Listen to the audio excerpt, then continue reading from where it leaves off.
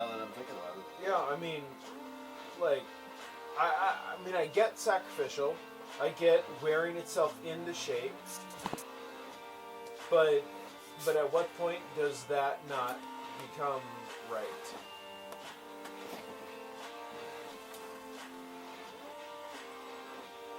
Doesn't make sense.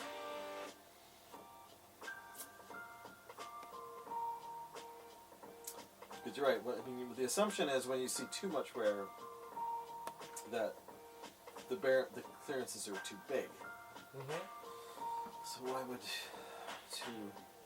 Why would you get to big clearances? How do you ever get to big clearances if you maintain oil pressure? That's what I want to know.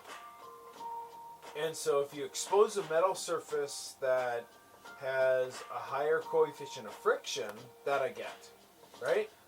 All right. So here's a theory.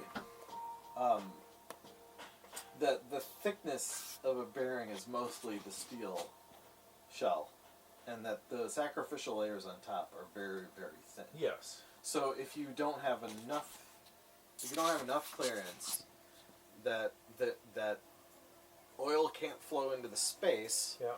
Then you start hammering, and you get through the lead and copper pretty damn fast. Yeah. And it's still not enough clearance. Yeah. And then you've got metal to metal contact. Yes. And then things all go to hell. And the clearances are still too there. Yeah. And then things all go to hell.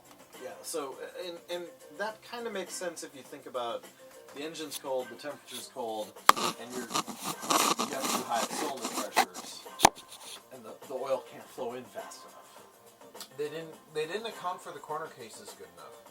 Oh my god, this is like my job right now. I don't know what they did or didn't do.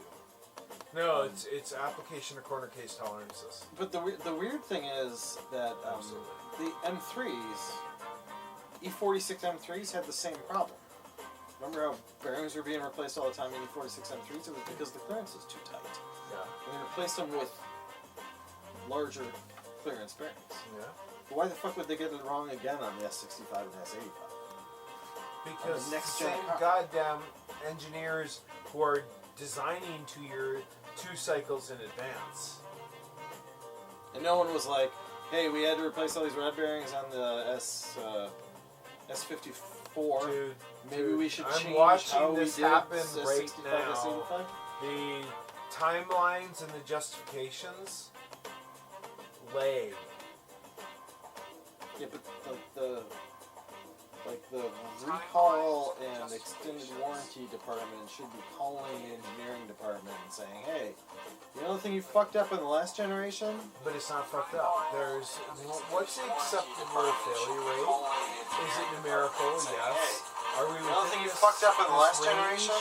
But it's Yes. not fucked up. Therefore, it's still Is it needs to be Talking about things being fucked up? Oh, and I said this was child friendly too. I should change that. So, you putting it on the internet? It's live streaming right now. Oh, okay. I was just making So sure it Simon worked. says live streaming is us debating bearing Yeah. tolerances. That's I right. wonder we're so fucking good. Stop. This just makes me want to go like to like an automotive technical college and take a class on like engine bearing tolerances. And This is clearances. not automotive technical college. No, yeah, I guess it's not. No, this is automotive engineering. This is automotive engineering. This is mechanical engineering for automobiles. But I just don't understand how bearing clearances and tolerances work. So instead of replacing my bearings with tighter, looser clearance, why don't I just run 10W30 oil in the fucking car? 5W30. Because then other parts of the engine Then are going to shear becomes a problem too. Yeah. Because then other parts of the engine implode.